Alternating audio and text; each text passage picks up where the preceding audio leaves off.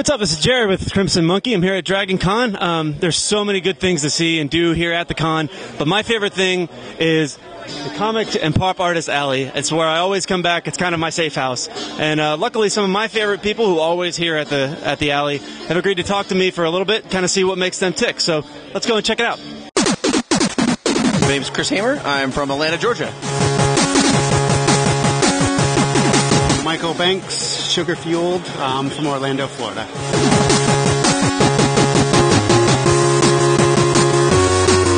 Mike Groves from Poopbird.com from Athens, Georgia. I'm Cassie Kelly. I'm currently living in Washington, D.C., but I'm from Cleveland, Ohio originally. My name's Keith Rein. I'm from Athens, Georgia.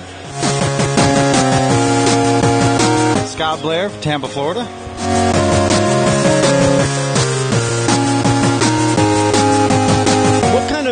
What kind of got you started as far as wanting to make art kind of a lifestyle or a career? I think cartoons and just looking at art my entire life.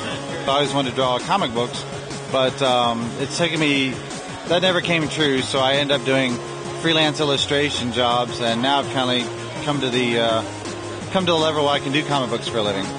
Oh man, I don't know. I just always had that kind of creative itch. My grandpa was a wood whittler, and so that was kind of like we would hang out, and I would just fuck around, and he would do that, and I was the one that got all the art bite and bug in the family. Art was always what I did. My grandfather was a TV set designer, so Christmas was always art supplies and an insane amount of encouragement. So I had no interest in sports or cars or tools. So by the time I got through school, that was the skills that I had focused on. So then it was time to find a job.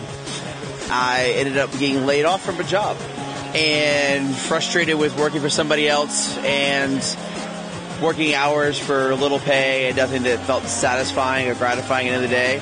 I took the opportunity that somebody was telling me that I shouldn't work for somebody else and that I should try this myself. I've always drawn, never straight out the womb, had a pencil in the hand. But I started doing illustration in college and started going to conventions during college and loved it and was like, I could do this, I could sell art. What made you decide to start doing conventions as an outlet for the art and that kind of thing? Growing up in comic books and going to conventions as a fan, that was definitely something that gave me an idea that the people cared about art and these things. But the honest truth about it is when this all happened, I asked my wife, I said, can I try this? And she said, figure it out. And the only thing I knew was comic books and toys and collecting and all that stuff. And so I was like, well, that seems like a good place to start. I was fortunate enough to have some really good friends doing the convention circuit, and after a while and their support, they were like, you just need to come along with us, try it out once. In the first convention, I broke even, and it was a blast. And ever since then, I started trying to do more and more every year, and thankfully it's been growing exponentially. Just going to conventions and meeting other artists that were selling stuff and, showing them my art and them going, oh yeah, you could totally sell this. And so just by meeting other like-minded people and doing it that way. Well, I came out with a pinup book, my pinup book, Hard Candy, and I decided to go around to the conventions promoting that. And so when I started doing more and more conventions, especially comic conventions, I kind of fell back in love with comics. It wasn't so much an outlet for the art as much as it was an outlet for me. This is where I'd rather be versus, working. This is the people I enjoy talking to and hanging out with. So the art really just allowed me a reason to stand here for 4 days. I think it started when one of my art shows got canceled and I had to put a show on at the last minute. And one of my friends had talked to me, telling me about them, and I thought I'd give it a try. So I had my art show at one, and it took off from there. What is it about Dragon Con, like specifically with Dragon Con, that actually keeps you coming back? Everything. It's awesome. It's the most wonderful time of the year. It's like Christmas. I've been coming to Dragon Con since '99, just on my own, just as a fan, and now I'm able to sell and show off my artwork at the same time.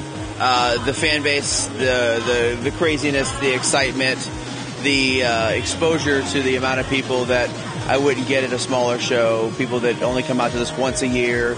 Dragon Con just doesn't stop. There's thousands of people, and you have no personal space, but everybody's so nice, and you know, everybody has the same interests as you, so you know, there's no need to be a jerk about it, and just the people here are just super awesome and open. What would you say kind of your best commission story, like the most memorable commission that you've had to do? Oh, I don't know. I don't think I have one. I've been around some amazing ones, but I have not really engaged. All mine have been pretty straightforward, sadly. I did a Beta Ray bill that I was pretty proud of. I did Nightcrawler this time. Yeah, I've seen and heard some crazy stories, but sadly, all mine are pretty straightforward. I don't want to make something up. Just one, because she's come to me a couple times and always asks for one of my drawings and then tweaks it. Like, she's like, I want breakfast in bed with donuts, but Joker pigtail, you know, Joker Harley Quinn pigtails, like a mashup of two people, and then also a drawing of her as a centaur. That would be the Meow's Attacks. Because one of my friends loves Mars Attacks and cats, and I couldn't think of anything to mash them until I was laying in bed looking at my Margaret Keanes on the wall, and it hit me to do her, like how she has a little girl holding the cat, but have it Martian holding.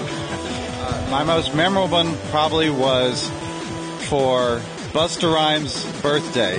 His girlfriend had me draw Busta Rhymes and the girl as Conan and a sexy slave girl, and that was given to Busta Rhymes for his birthday. That's probably the most memorable one, the best story. I remember, somebody asked me to draw my character, which his name's Byron. It's a one-eye monster. First time somebody asked me to do that because they knew who he was like, just nothing beats it, man. I really like doing portrait commissions. Like when somebody asks me for an actual portrait of them and their other significant other, I'll be like, oh man, I gotta make it look like them. But when I give it to them and see their face and that they like it, then that's pretty awesome. And anytime anyone gives me a Pokemon commission, I'm straight on. Just one last quick thing. What are you currently reading? What are you currently watching? And what are you currently playing? If you're playing any games or anything like that kind of stuff? Absolutely nothing. I'm too busy painting and working. I make it to the parks. We live by Disney, so I go to the parks all the time. And I'm insanely jealous of that, by the way. That's my only inspiration right now, is being at these, looking at other people's art and costumes, and being at Disney and having a Dole Whip every once in a while.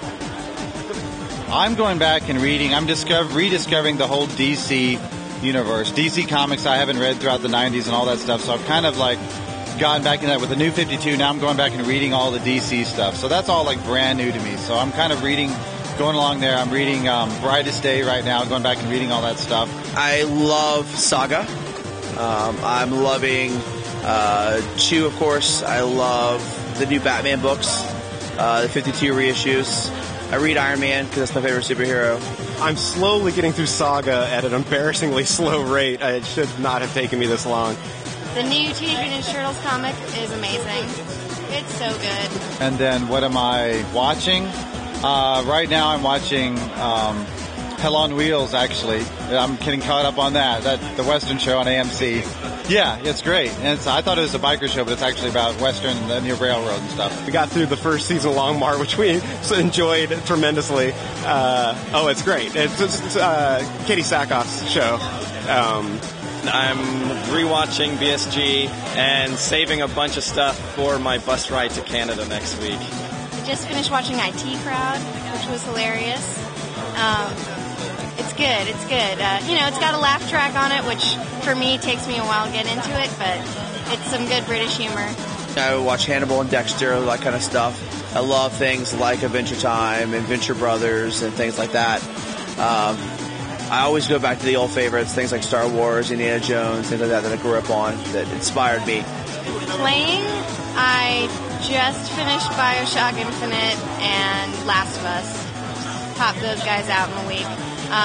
And actually started playing Bioshock 1 because I never finished it. So I'm currently playing Bioshock 1. And Pokemon X and Y comes out too. So that'll take up all of the rest of our year. The Last of Us, which I am trading in because I suck at it. I get to die every 5 minutes, but I'm going to trade that in for Dead Space 3, which I'm a little bit better at survival horror than Last of Us. I know that game is so hard for me, but I am playing free downloads on Xbox right now. I'm dying to play the new Teenage Mutant Ninja Turtles that just came out. The free download for Dead Rising 2, just waiting for Battlefield to come out. Well, waiting for DuckTales to come out before... The last game I played, which I'm embarrassed to tell people it's been a while since I played a game, was Portal 2. But it's enough that it, got me hooked that I want to start playing games again. In my defense, we bought a TV that the Xbox will hook up to. So that's all I got for today. I could spend all day in there if I wanted to. So I'm glad that they agreed to talk to me. I hope you guys had a lot of fun. Hope you learned a lot. And thanks a lot for hanging out with me for a minute. We'll catch you later.